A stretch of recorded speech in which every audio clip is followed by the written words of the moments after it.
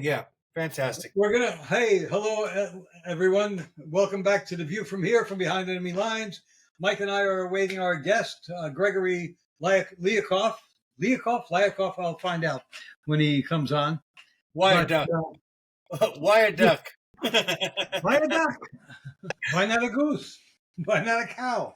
Anyway, this is unusual because normally we've been getting requests for people to come on the show from PR people. And this was the first time I had somebody come on and say, I want to be on your show. And one of the reasons he had the goal to do that, which was cool, I think, is because I believe he's about 18 years old. Okay. He has, however, had articles published in the Wall Street Journal and The Hill. And he's got a social media following, excuse me, of about 50,000. Okay. So we hopefully will get some new eyes and ears on the show. And I think when you get past his age, the reason why he's so successful is because he's very lucid, he's very clear, and his information is founded in what I thought was truth. So he has one video on YouTube about bread and Mundavi running and so forth like that. Oh, that asshole running. Yeah. He said the real issue, he is, I believe, half Ukrainian, half Russian. And he says the issue is not about Mundavi's anti-Semitism, which is clear, but primarily his socialism. And that's what he's thoroughly opposed to. Yeah. So yeah, he describes himself as a constitutional conservative libertarian, which, oddly enough, was how I used to describe myself a few years ago. Well, but now I've got it down to I'm just a constitutionalist. I'm conservative, but there are some things I don't agree with conservatives on. So I can't call myself a conservative in their vein. I'm still much more conservative than the average American, but I'm more of a constitutionalist. If 2020 to 2024 did not kick you in the balls hard enough, then be liberal. But the fact of the matter is that they're not liberals. That's it. They hijacked that term. They're not liberal. Just like they hijacked the Democrat Party. I was getting to it. Go ahead. All right. I'm sorry. I jumped in prematurely. Yes, you did. Yes, you freaking did. So here's the thing. I used to consider myself. He was moist enough to go in. Go ahead. I was liberal. In other words, I was tolerant of most everything. And then what happened is that as I matured, yes, I'm using that word, matured, I had more and more life evidence to show me that was not the way I wanted to be anymore, because I saw too much pain and misery in being tolerant to a fault. So a certain degree of tolerance is good, but absolute tolerance is absolutely wrong. Oh, yeah. No. You have to have a stand. You have to have a moral standing. You have to have ethics, basically. And you have to have a sense of right and wrong. Yeah, I was thinking about atheists, because I know a couple of them. And atheists, the real question you got to ask an atheist is, where does your moral base come from? And if you dig deep enough, you'll find out that most morality that is in existence today comes from some sort of spiritual background, some sort of, either in our particular case, Judaism, Christianity, Buddhism. 10 Commandments, basically. Well, what I'm saying is that the ethics have been built for quite some time. Is that our buddy? No. So no, that's the thing is, the roots of morality you can find in these religious institutions. And that's one of the things I always argued for religion was that they hold a large body of wisdom, and regardless of whether or not you believe in divine being, that the body of work has got loads of teachings, and you don't have to necessarily believe in God to believe in those teachings, because they're also practical. So that's the thing I liked about Native Americanism. Ethical. Native Americanism seemed to be practical. It was very nature related, and I just could see the truth in it. And after I saw the truth in it, then I was able to discover the truth in Christianity. Sometimes you need a second opinion, Yeah. But the same truths are in more than one body of work. That's been my experience. So I believe that the Spirit of God echoes through many documents, and if not the manifestation of God, certainly the inspiration of them. Let me see. Well, here I go again. August 6th. I'm making sure it's 1 o'clock that we were set for. Well, we're still waiting for Gregory to come on. While we're on the subject, let's remind people that religion was something that was very needed, especially a long time ago, because it was the one way to unite people and to give them an ethical background. Okay, in other words, you if you're just a savage out there and you have no sense of right or wrong, anything is right for you. All right, but religion teaches good religions, not religions of tearing you to pieces, not religions of tearing you to pieces. They teach you morality, and there's no morality, as far as I'm concerned, in killing your daughter because she went out with some guy who's not of your religion.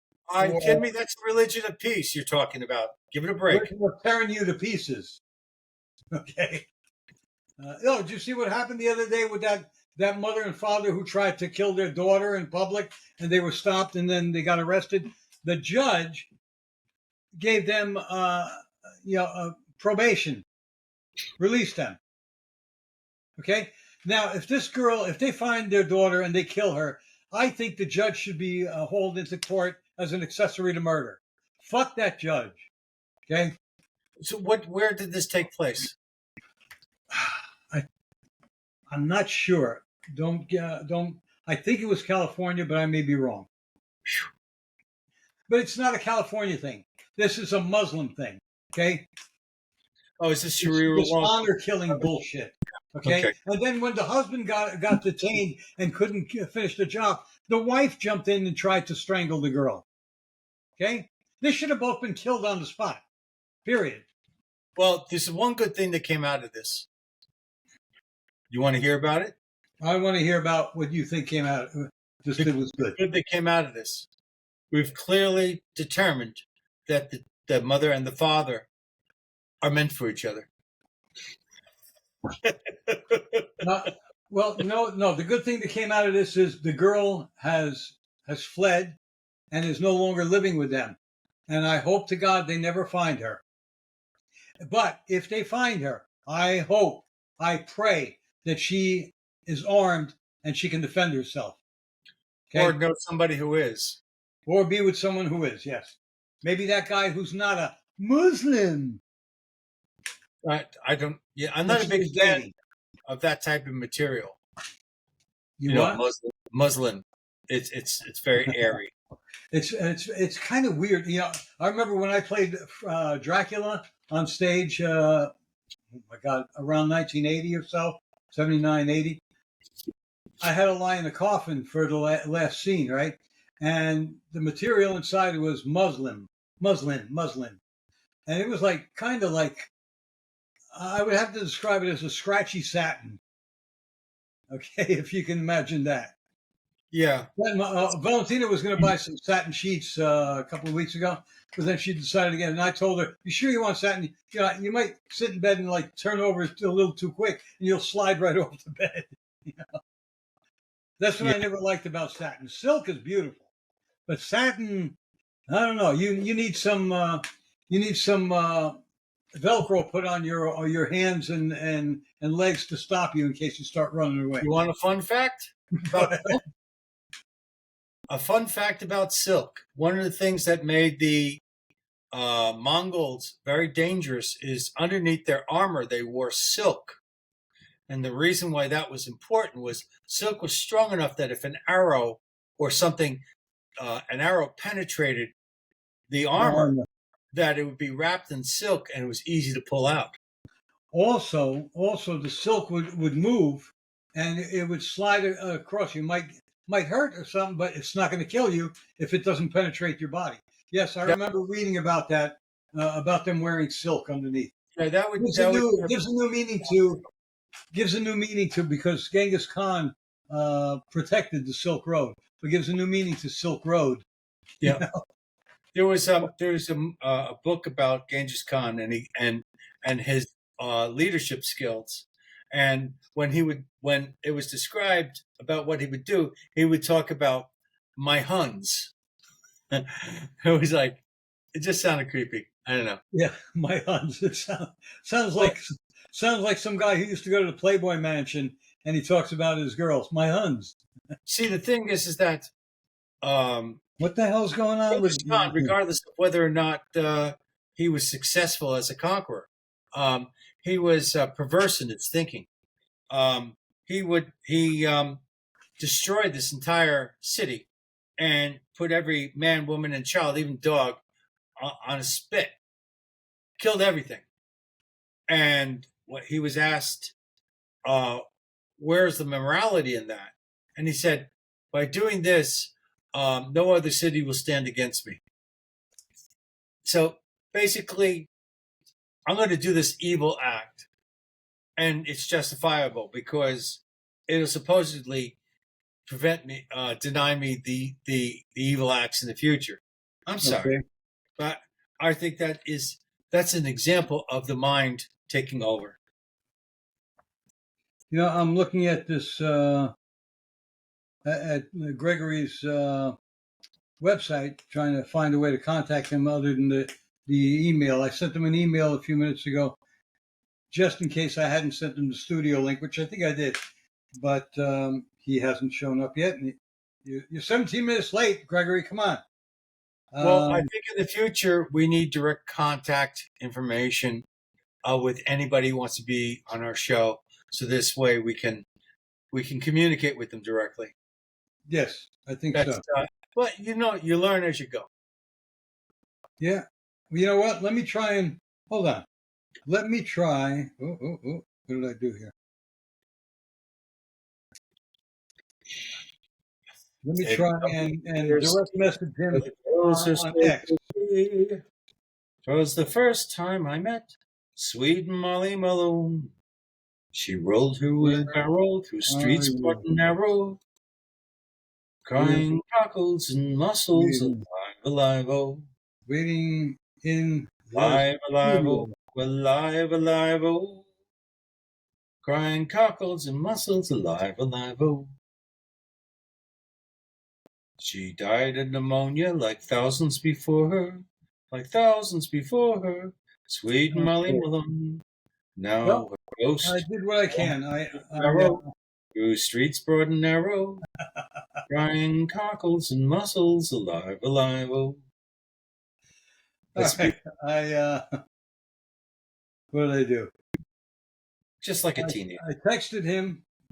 I direct messaged him on Twitter, on X. I'm sorry. Oh, please forgive me, Elon. I'm sorry I called it Twitter. Well, maybe his mother has him taking out the garbage now, and he can't get to it. Can't get to the computer. Mom, I got a podcast I gotta go to. You take care of that garbage right now, young man. Maybe he's having problems like I had yesterday preparing for the podcast. I had to do a bunch of updates and then restart the whole computer. Maybe he's with his girlfriend and said, "You know what? The hell with that podcast." Well, you know what? If you're getting laid, then you're perfectly excused. I didn't say that. You did. I'm saying it. I'm telling you. If you're getting laid and that's why you're not here, we completely understand. We'd be doing the same thing probably. Actually, if you just want to be with your girl and not get laid, I completely understand. Unlike Roy, rather than talk to these two old guys. He wants to maximize his justification.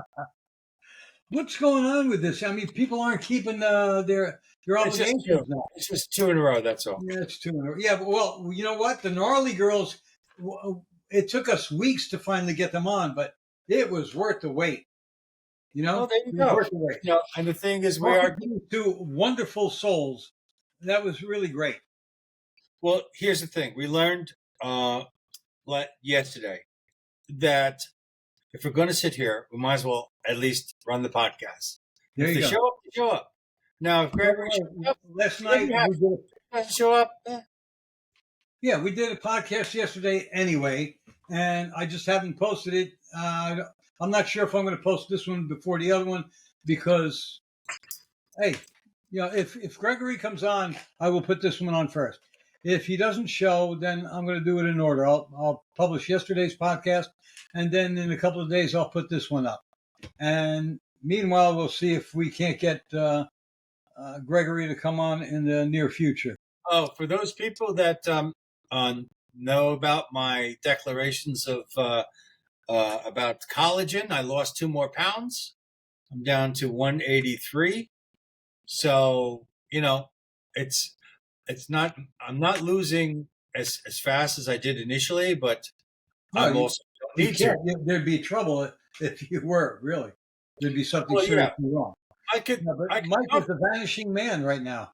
I can comfortably get down to 177. Ooh. That's as low as I would ever want to be. Because I want to get down to 181. I've been stuck around 188 to 192 the last couple of months. But I want to get down. A few months ago, I did get down to 171. I'm sorry, 181. I'd like to get down to 181 to 185, somewhere in there. When I retired, which was 11 years ago, I was 177. And that's because I was on the Gundry diet.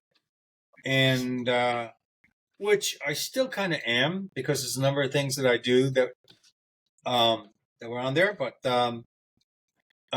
I'm not as immersed in it. You're not treating your diet as rigorously as you used to. Well, let's put it this way: I'm not on the Gundry diet anymore, but there are elements of the Gundry diet I still follow. So it's like when I was doing the Gundry diet, I was doing it 110%. But the thing is that over time, I just I learned other things, and I started eating other foods that I thought were important.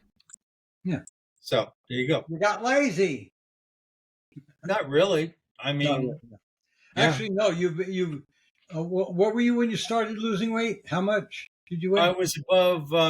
This last time in January, I weighed myself in at 219 when I knew I had lost weight. So clearly, I was starting to lose weight at a higher level. I don't know where I was. I was floating around somewhere between 226 and about 220, about 222. And I was usually around 225.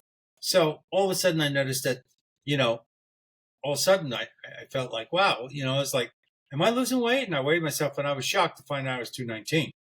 I hadn't been that in a very, very long time. And I'm not talking weeks or months. I'm talking a year, 2 years maybe. Well, so, I was 215 when I started going to the gym 2 years and about 3 months ago. And I'm down to, like I said, 190.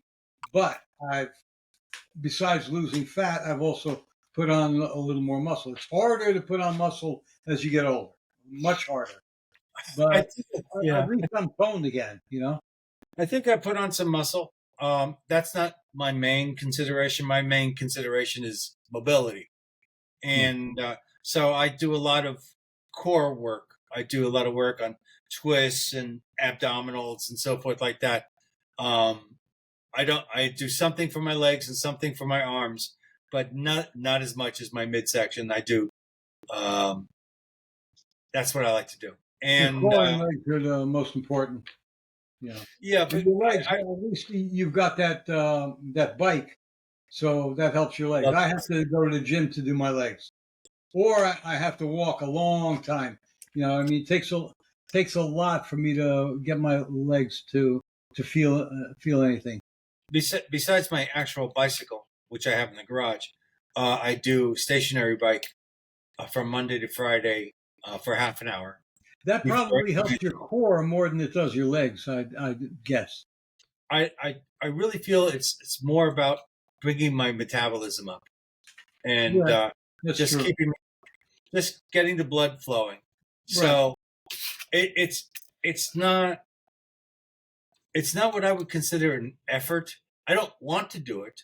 I'd rather sit on my ass and have coffee, which I do on Saturdays and Sundays. But the thing is that once I'm on, I'm on. Like today, I put on The Crown, and I watched it for about a half an hour, and that was good. Then I had breakfast, and I was good. But yeah, not a lot of news. I think. Wait a second, that's right. China said they're not going to send the West any more rare earth pandemics. No, rare earth minerals. Yeah, because now Trump is getting it from Myanmar, from the rebels who are fighting the communist government. They're in charge of where it is, so he's going to be getting it from them. So we're screwing over a communist dictatorship, and we're telling China, look, we don't really need you like we did before. Well, the other thing is that he can also, if he can broker a deal, he can get Ukraine to give up their rare earths. And there is rare earth in the United States. So, the thing is that China is just playing its last card. And, Ooh, oh, yeah. Oh, you heard about this. Adam Schiff, the designated liar for the Democrat Party, he's under criminal investigation for mortgage fraud, where he claimed he was living in Maryland while he was a congressional representative of a district in California. Okay, you can have homes in both states, but if you are representing one state, you better be sure that you are listed as a resident of that state. He chose Maryland because the mortgage rates were better if he was living in Maryland. He's a goddamn liar. He's a piece of crap. I'm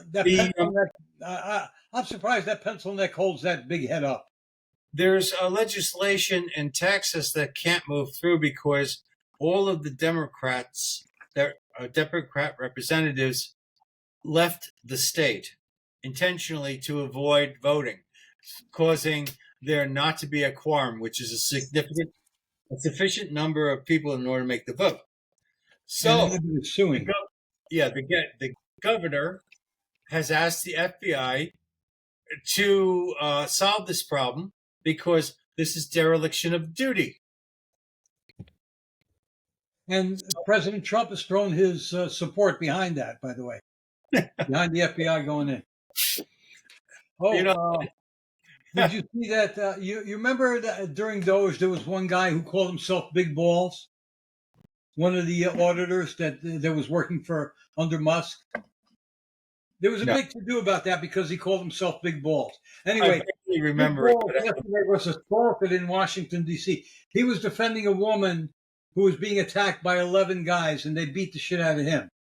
Okay? And now Trump has threatened a D.C. takeover after Doge member Big Balls was assaulted. Yeah, he's not. He says the youth crime in D.C. is extreme, and he may have to basically do something direct in order to stop it. which Edward Korestein is the guy's name. He's a 19-year-old software engineer, and his online persona is Big Balls. He said he was assaulted by 10 youths outside of his car. Yep. But he apparently went to the aid of a woman who was being attacked, and they turned on him. Let's see. News.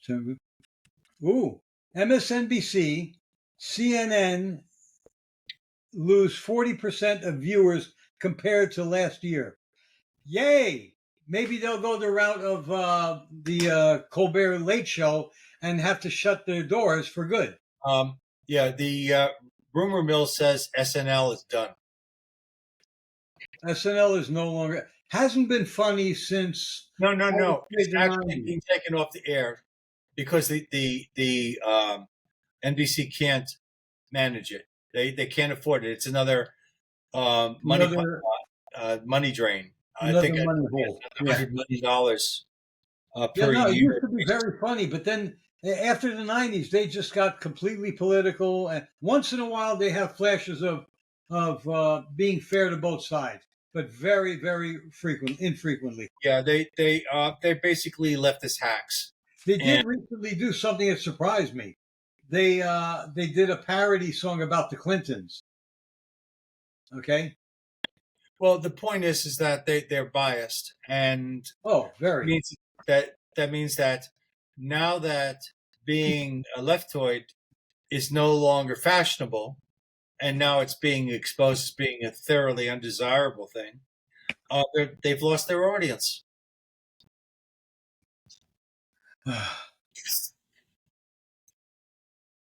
Okay. Look at that.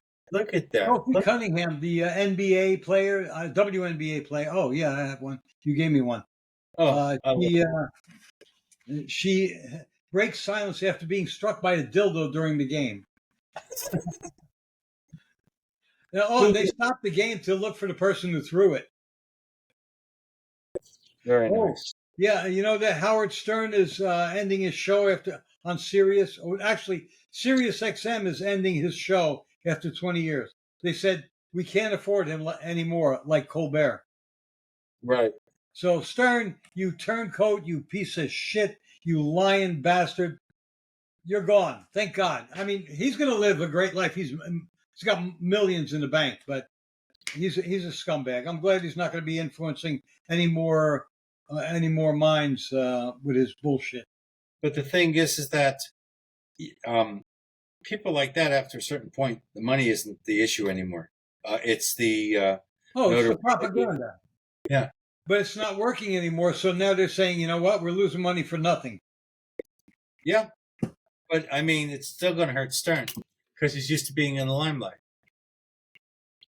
Yeah. The best show I ever heard from Stern was when Tiny Tim. That wasn't his actual name. That was his stage name. I forget his name. Yeah. Famous for Tiptoe Through the Tulips. Yeah, well, he became famous on Johnny Carson, not on Stern. Stern had him on after he was famous. Can I finish the story? I'm sorry. So here's the thing. So when Tiny Tim died, he talked about his entire life. He talked about the man that he knew that the public didn't know. And it was an entire hour basically of reverence for Tiny Tim. And when he was done, I was sad too, because he sounded like a really great guy. Yes, he was neurotic. He was way off the cuff when he did things. But when you heard him tell the story about all the good things he did, then it was a loss. So that's the one thing. Yeah. That's the one thing that Howard Stern did that I actually, by accident, heard, and I couldn't turn it off because I couldn't stand Howard Stern then, now, and anytime in the future. I never liked him. There was a time when I listened to him a lot in the 90s. I liked him, but he just became tiresome. And then in recent years, he became a rabid leftist. It's shock radio. And the thing is, after a while, when you reach a certain point, you're no longer shocked. Yeah. I mean, I've I've heard enough shit. Every once in a while, I hear something new and barbarous. But the fact of the matter is, most of the time, when people are trying to shock me with some sort of piece of information, it just goes into that box. It's like I've got that box set aside. I'm going to put it in there. So go ahead. I'm sorry. Howard Stern, basically, he's a hack. Yeah. A disingenuous hack. He's a hypocrite. Yeah. Hey, did you see that story about? I guess you probably didn't. Hulk Hogan's funeral. At his funeral, people swore, and I got a picture of it here that there was a cloud above it that looked like his signature pose, which was this. Right. Okay? And there is a. I sent you the tweet. You're probably not going to be able to see it here, but maybe our audience can. Those are the cloud formations they claim was above the skies when he was during what? Nothing. Okay. The thing is, I have a lot of respect for Hulk Hogan because I listened to his interview with Joe Rogan, and I found out the kind of hell that he went through in order to be a success. He paid his dues in spades. Yeah, he was discovered on the streets of, I think, Venice, California. Some guy coming by saw. Here's this kid who was a bodybuilder. He was lifting weights, and he was playing his guitar on the streets. And some guy, I don't know who was involved in wrestling, came by and basically, said, "Hey, you'd make a good wrestler." Because remember, he was 6'7", and in his prime, he weighed about 320 something pounds. Yeah. I told you about the girl that worked for us back in the bakery days. She was 5'2" or 3", and she weighed the same as Hulk Hogan did in those days. She was 325 pounds. Coochie, coochie, coochie, coo. Has anybody seen my gal? Yeah, well, this one you couldn't help but see her. Yeah. And one time she had that operation where you tie up the stomach, and so you eat less. And she looked great after I saw her a couple of years after she did. She looked great. But then I heard that 3 years later she had gotten to the same thing because she would eat until her stomach was full. And if you do that, your stomach expands little by little. And you get back to the same thing. So you wasted all that money. You got all those scars on your body for nothing. Okay. And, what I try to do these days, I try no longer to eat until I'm full. When you try to solve problems by cheating, by taking away your authority for your own self, okay, then what happens is those fixes, most likely, whether they work or not, you haven't grown as a person. You haven't developed the kind of discipline that you need in order to be victorious in your own life, which is what happened to her. She wasn't victorious. She cheated. She had somebody staple her stomach, and she had essentially giving up responsibility for not shoving food in her mouth. Yeah. And guess what? She didn't learn the discipline that she needed, and she ended up getting fat again. Why? Because she didn't take responsibility. And that's essentially the one thing that most people, when they fail, it's about a lack of responsibility. Yeah, the problem is she was always on a seafood diet. She would see food and she'd eat it. There was a book called The Road Less Traveled, and the first page starts off with responsibility. It says, it's the kind of thing that people just don't want to hear. They're looking for the golden pill, and there is no golden pill. There's just, now for me, the easy way out. Collagen was miraculous, but I didn't take it to lose weight. I took it because it was supposed to be good for your internal organs, which it seems to be, because on top of all that weight loss and stuff, I'm feeling the best I've felt in years. So, but the thing is that, and I'm not going to stop taking it. I mean, it is part of my life now. So Well, I think Gregory's not going to show up. yeah, but you know what? I'm wondering if maybe he thinks it's at 2:00. Why would he think that? We've done it. We did it one time with a guest. He was here at 1:00, and we didn't get on until close to 2. Who was that? I can't remember who it was. Was that Barry? I don't know. I don't think it was Barry. But I don't think it was Barry. Maybe it was Brett? Barry. I don't know. Tell I me it remember was there Brett. was one. Please tell me it was Brett. No, Blake, you mean? No. There was somebody we were supposed to interview at 1:00, and we didn't get to till 2. It might have been Barry. It might have been Barry Todd, retired captain in the Rangers. Okay, and it might have been him, and he was good enough to come on anyway afterwards. So he didn't just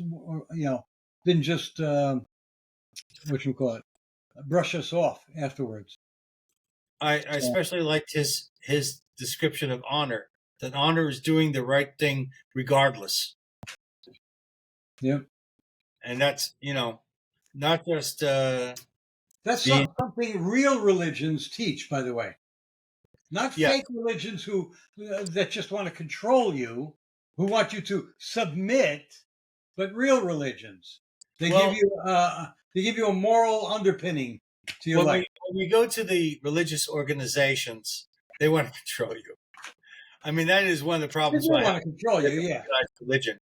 Yes, they do want to control you. I admit that, but they don't want to control you maybe in centuries past, they wanted to control you so that you would get violent against other people. But that's something else. No, they still give you a moral underpinning. Okay, control is control, whether it's for something violent or something else. Maybe they want to be in that. I have seen religious institutions that were very in control of their people, and it's kind of like you say Jehovah's Witnesses, Mormons. That comes to mind. Christians, Roman Catholics. There is a amount of there is an amount of control that they all have. Yes, but the control that this other so-called religion has is downright evil. I mean, constantly evil. There's nothing redeeming about it, as far as I can tell. Well, here's the thing. There's degrees of criminality. Okay? There's the guy who just steals a candy bar from the 7-Eleven. There's the guy who steals a loaf of bread for his nephew. Right. Or there's the guy who cheats his taxes or this, that, or the other thing, whatever. In other words, there's various degrees. So the thing is that control is control. Okay, but to what degree?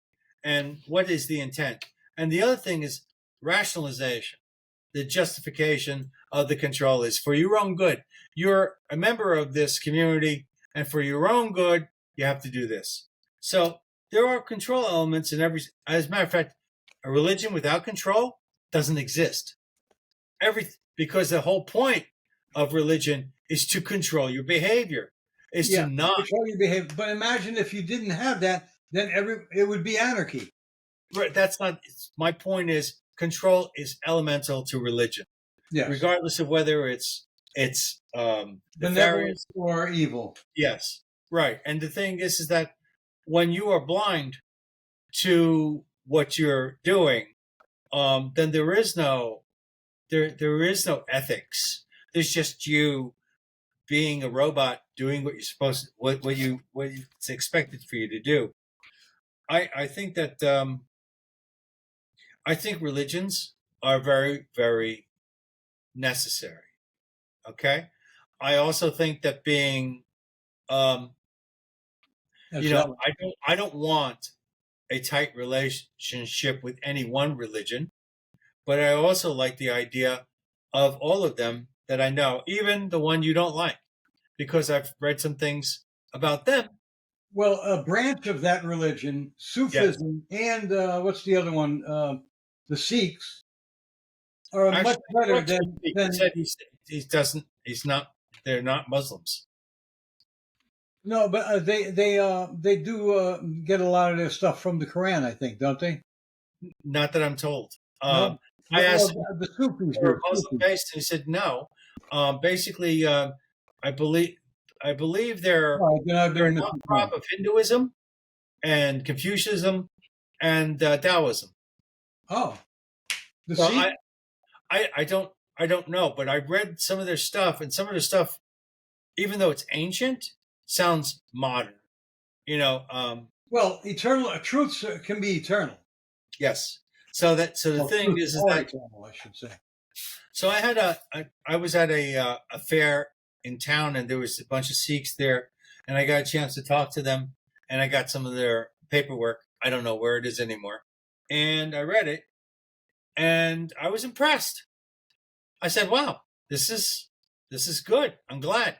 You know, so no, as we all know, the things that you hand out to the general populace, you know, is going to be colored in your favor. It's going to be the best face they can put on it.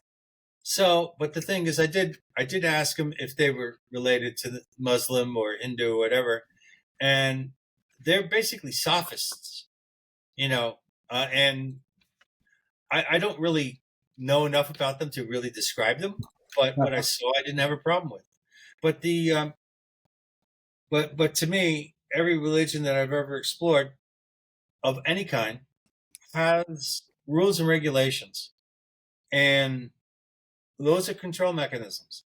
So this way, when you don't have the rabbi or the priest or whomever, You know how to act. yes, that's the whole point. Is to but the thing is, what is the purpose of that act? And the purpose of that act is to perfect oneself, to improve oneself, to evolve into what might be considered a better person, to know and to know ahead of time Hold on, I got an the email. So, all right, finish that. I got an email from Gregory. to go ahead of time to know ahead of time when an event comes up, what resources you can go to in order to find wisdom. Go ahead. Any luck? Okay, he said, "Hey Roy, I'm so sorry. I'm running incredibly late because I just got out of the hospital. It's been a crazy day. I completely understand if the timing no longer works for you, but I'm available now if you're still interested." This was at 1:17. I didn't see this. I go to my Gmail and it goes right to promos instead of primary. If So you're still interested, just to be transparent, I do have another call at 2. say we're on now. Yeah, he's free until 2. Let me write that. Yeah. Okay, reply. You're We here. are on right now, so if you want to come on And for a few minutes and set up another date, that would be cool. yeah, it would be cool. You didn't have to put cool. You know, this is ridiculous, man. Did you send it? I was checking my email all the time, but this stupid thing, Gmail takes me directly to promotions all the time, and it didn't take me to my primary inbox. Jerk offs. Well, Right. what do you expect from Google? Anti-American piece of shit. Oh yeah. A globalist corporation. You know, if you keep cursing, he won't be able to watch this. He doesn't have to watch this. Okay. Why not? He's 18. He's already of age. I'm sure he probably curses. He's old enough to die for his country. He's old enough to drink. He's old enough to listen to us. Oh my God. Oh yeah, I told you that. So wait a second. This is going to get me into a lot of trouble, but I told you my impression of Turning Point today. I went with my son and my grandkids to have breakfast this morning there. And it's a nice atmosphere. It's a breakfast and lunch place. They close after lunch and after brunch, really. And I describe it. I think I could best describe it as Waffle House without the fights. Yeah. Yeah, it sounds like he was at the hospital, he said, right? Yeah, I don't know if I hope everything's okay. I don't know if it was he had to go to the hospital. Somebody else. Well, maybe he was doing a certain, he mouthed off to the wrong person, and some leftist clocked him or something. I don't know. or he clocked somebody else. Remember, he's a young man. Yeah. But the thing is that it might also be that he was performing surgery. You don't know.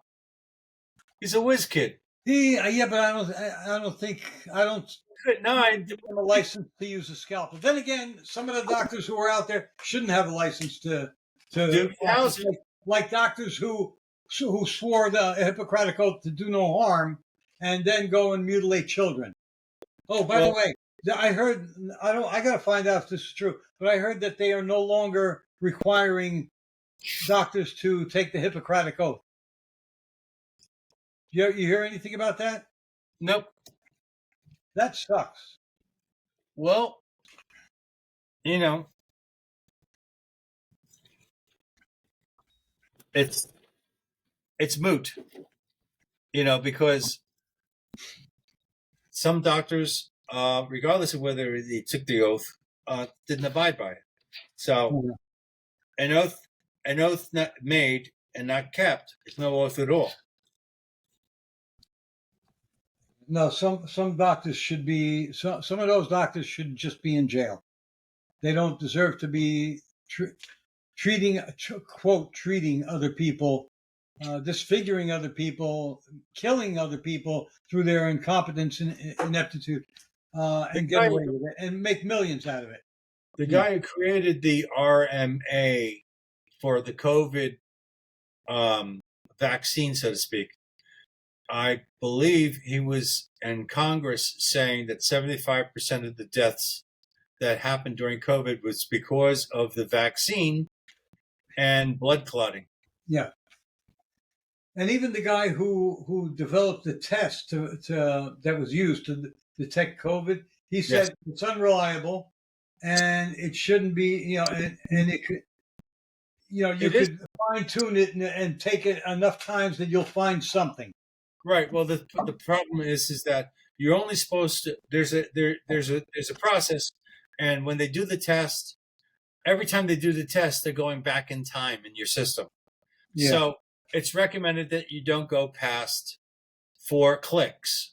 So because then you're going too far back, and they were doing 20, so they were finding viruses that you had years ago. Yeah. So the thing is that remnants. That gave them justification for it because, oh, look, we got a positive on the virus. Yeah, there was as you and I know, and we've talked about in the past, and we're beating a dead horse. You and I absolutely believe that it was a cabal of demons, as far as I'm concerned, that were out to basically destroy, not just kill people, but destroy the entire infrastructure that we need and use to live.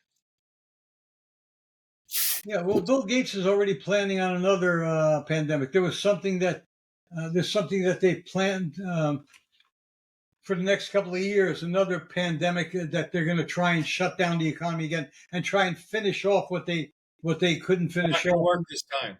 I don't think so. But they were close to destroying the middle class. Only because of the fact that we still had faith in that information. We no longer have faith in that information. Oh, no. Well, we now realize that we are our best determiners of the truth. Yes, but you still have that 23 to 25% of people. Let it go. Yesterday, you know what happened yesterday?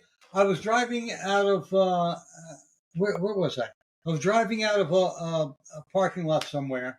Oh, no, driving into a parking lot. And this woman is driving out. She's got her windows up. She's all by herself. She's got a friggin' mask like this. Right. Oh, it was at the mall. That's mental illness. She comes by and I'm like, what the fuck is this? Well, she's looking at me like, I'm like, what the fuck is this, you asshole? Well, she's not an asshole. She's a victim. She's a victim because she's so scared. She can't breathe her own air. Killing herself. Well, yeah, you know what? These people who are still masked, even like there's a woman here in another building. I see her every day. She's outside walking. There could be nobody around for 100 yards. she's got that mask on. She's walking with her cane. And you know what? I've resisted temptation to go up to her and say, you're killing yourself wearing that mask. But you know what? If these people are stupid enough to do that, let them wear the mask. Let them kill themselves. Let them not procreate. These are weak-minded people. They COVID. You forget in the very, very early days when COVID came out, and they showed beds in Italy where there's people dying, and in China and all this other stuff. Which never happened, actually. It doesn't matter.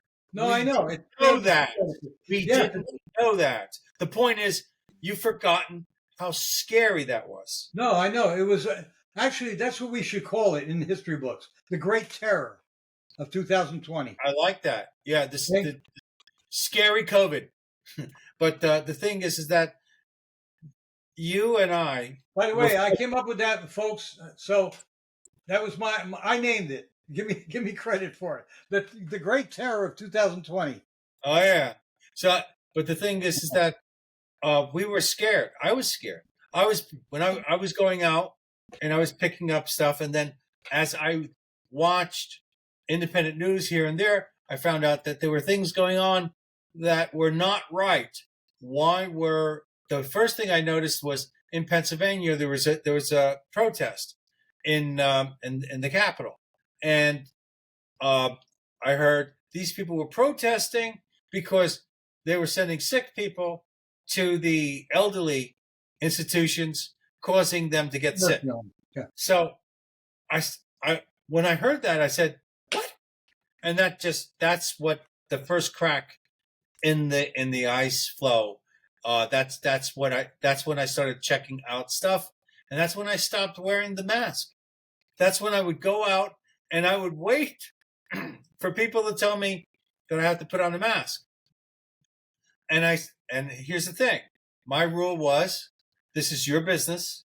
If you insist on me having a mask, and if I want to do business here, then I'll do business here with a mask on. But if otherwise, I'll go someplace else. So I did that a bunch of times. And in a matter of 2 weeks, I wasn't wearing it at all. And the thing is, I had a friend that came over, and he was in an area that everybody was super compliant. And I said, "Let's go and have pizza." He says, You can go and get a pizza?" I said, "Yeah, let's go and get pizza." Because there was a rogue pizza place that was open. And we went to have pizza, and he was in a state of bliss. He was going, "I can't believe I'm sitting here just having a piece of pizza." So Go ahead. That's a kind of fear that they generated because we still believed that these people were out to protect us. Yes. We still believed in the WHO. We still believed in the CDC. We still believed in the majority of the doctors. Yeah. And then what being threatened or paid to follow. Right. But we believed in them. Yeah. So the thing is that, yeah, when if you go ahead and you have a problem, you go to a lawyer, and the lawyer says, "Listen, $5,000 is the best you're going to get from this deal." You don't know lawyering, unless you go to another lawyer and hear it again. So the point is that, we relied on these people, and guess what? They not only let us down, they betrayed us. Yes. They betrayed us. That's completely different. That's not, I didn't know any better. No, that is, I know. We led you down the wrong path. I'm out to exploit you through lies. That's betrayal. Yeah. Especially when you know what that is? That's my laundry. Oh, go ahead. So, you go ahead. Say something to the camera. Okay. I remember around that time, near the beginning of the pandemic, I would go to ShopRite. I preferred going at night because there weren't that many people that would be annoyed if I went the wrong way up an aisle, because I didn't want to walk all the way. I didn't want to walk 150 feet to get something that was only 15 feet away from me, right? So I was approaching the door, and my accountant, the estate accountant, he was just grabbing a cart, and he had a mask on. I had a mask on, and he like saw me. We said, "Hey," and he looked at me and he said, "Madness, madness." I like shook, nodded my head. Then he went inside, and I followed, and that was it. But yeah, it was a madness that had overtaken the world, but it was a madness that was engineered, not that was warranted. Absolutely.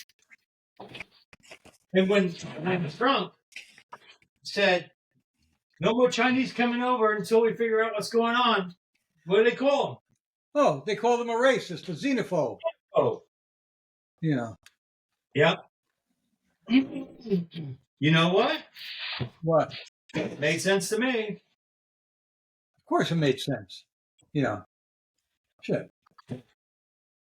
So there you go.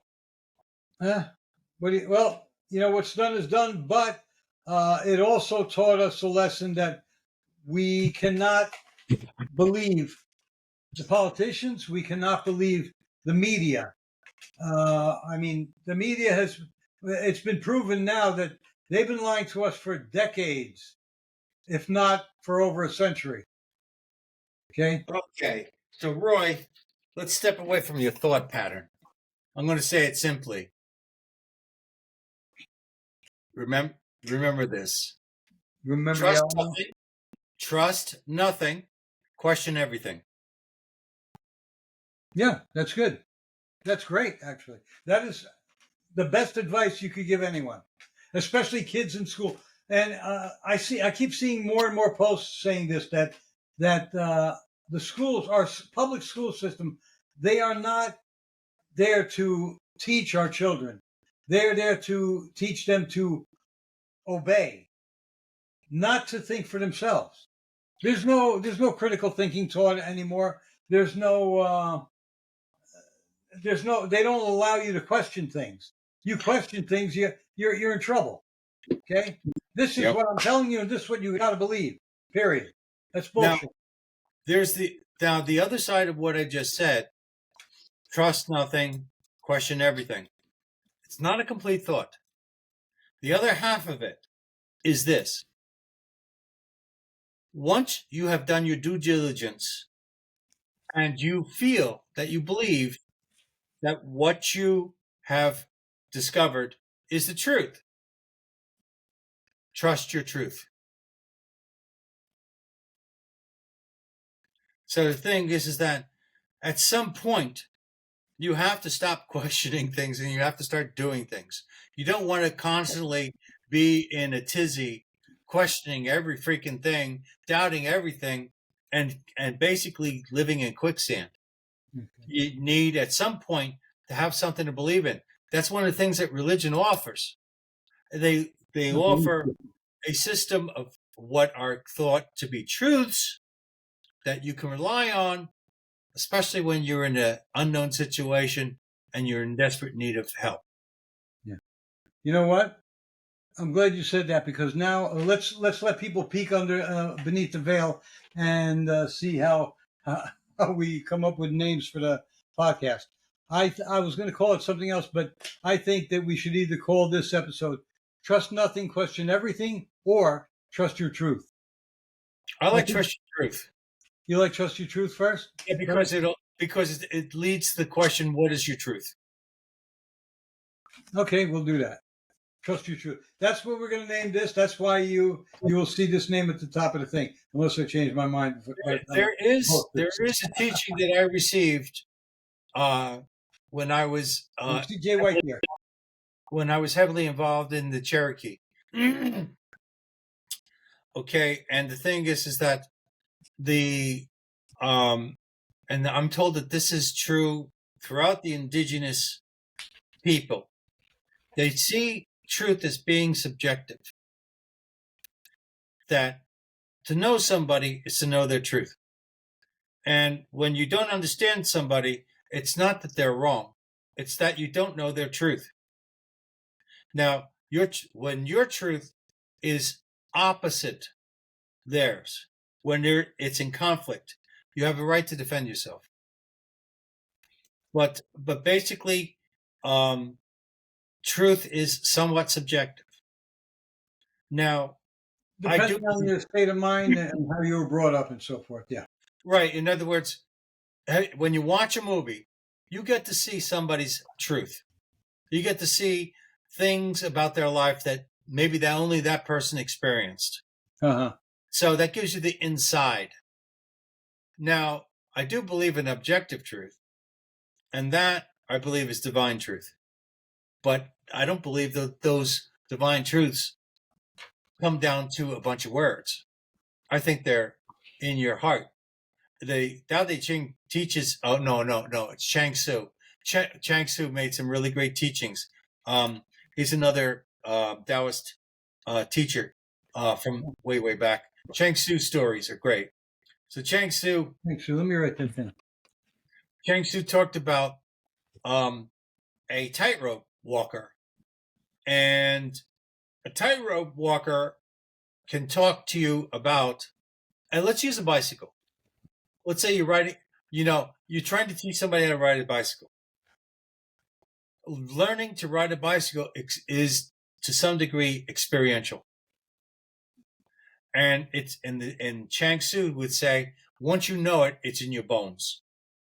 So the thing is that were there bicycles back then? I'm using bicycles as a modern example. Okay, thank you. I'm glad you cleared that up. Okay, so anyway, the tightrope walker was walking back and forth, and they asked him, what do you do to do that? He goes, it's in my bones. He couldn't answer the question, even though he was an expert at it. Why? Because it's an artistic approach towards life. And some of our greatest teachings are artistic approaches. Look at religion. Religion is artistic. It's about embracing something greater than ourselves. I believe that being an artist is about holding all of the elements together all at once in such an extent that no one element becomes the definition. Mm-hmm. So the thing is that, I believe great truths are in your bones. And I've always had difficulty explaining them to other people because they're as much feelings as they are anything else. It's a culmination of all that information comes down to this path, and a lot of things are like that. So, if you're looking for truth, at some point, stop asking the questions and just see how you feel about things. And I don't mean that in a Democratic Party sort of way. Uh-huh. Don't do it their way. By the way, while you were talking, this is again a glimpse into how we do things for the podcast. I came up with two other alternative okay titles. One is "Where's Gregory," and then the other is "Wherefore art thou, Gregory?" Well, there you go. Now we got three that what I'm thinking is trust your truth, but what I'm thinking is this: we started this expecting Gregory to come in. Yeah. And the thing is he's in a jam. He's having an emergency, so we're cool. I think we should kill it now. Yeah, we are. He's on another call, so he's not going to show up. I will email him and hope. Another time. That he's okay. Yeah, I think he's the one who wanted to come on to begin with, so I don't think he's brushing us off at all. It's just he said he was in the hospital.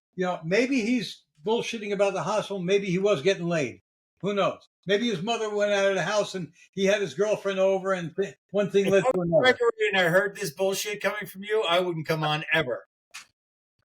Leave the man alone. No, I'm not saying it's bad. I mean, I would shake his hand for doing that. What is the same thing? You're terrible. I'm not terrible. You have absolutely no truth. These are two old guys just thinking the way we think. That's all. I want to get to my laundry. Goodbye. All right. Good night, everyone. Please like, share, and review the podcast. And above all else, please subscribe to the podcast. We'll see you next time on The View from Here, Behind Enemy Lines.